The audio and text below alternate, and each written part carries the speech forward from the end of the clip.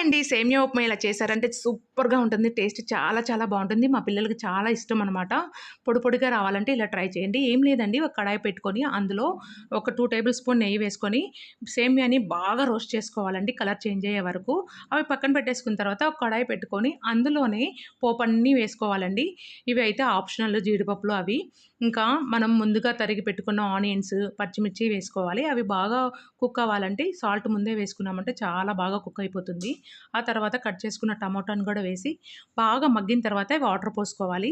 Water glass సేమియాకి గ్లాసున్నర, అంటే కప్పుకి కప్పున్నర ఇది మెజర్‌మెంట్.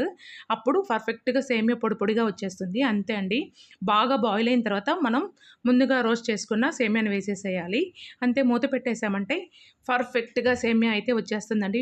అసలెంత బావుంటుందో ఈ ఉప్మా. ఒకసారి తిన్నారంటే మళ్ళీ మళ్ళీ తినాలనిపిస్తుంది. వీడియో నచ్చితే ప్లీజ్ లైక్ చేయండి, షేర్ చేయండి, సబ్స్క్రైబ్ చేసుకోండి. ఫ్రీయే కదా!